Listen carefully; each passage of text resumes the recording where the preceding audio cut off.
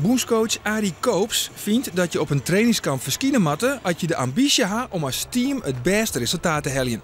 Jorrit Bergsma die dat net en kan daarom takken hier de ploegenachtervolging bij de Olympische Spelen in Sochi wel vergeten. Ik heb zodra dat die data bekend wie meldt dat wij dan zwier trainen. Nou, de zegt er mij dat hij 5 uur minimaal traint op een dag. Nou, dan met de rustfactor en dergelijke, dan kun je best eventjes weer bij elkaar komen. Je kan hem al niet in, dat blijft tijd genoeg op een dag. Maar in dit geval weer 2 dagen. Voor een teamprestatie heb je nu eenmaal een teamgevoel nodig. Daar moeten de mensen ook allemaal iets voor willen doen. Ja, dat is helaas niet met Jorrit het geval. En er kon er maar 1 besluit volgen. En dat was Jorrit uit de voorlopige selectie te halen. Bergsma zelfs wil je het net voor uw camera reageren. Hij vindt het een zaak voor de trainers en wil hem op zijn training focussen.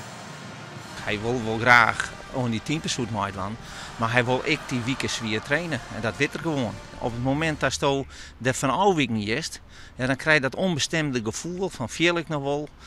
Hetzelfde wat ik oorschilde, ben ik nog wel zo goed. En dan stapt het iets op mijn onzekerheid en dat krijg je direct ik vertaald. Dan wordt het ik onzekerheid. Bondscoach Koops zal de komende tijd op zoek naar een vervanger van Bergsma. En die met de ploeg met Sven Kramer, Jan Blokhuizen en Koen Verwij weer compleet maatje.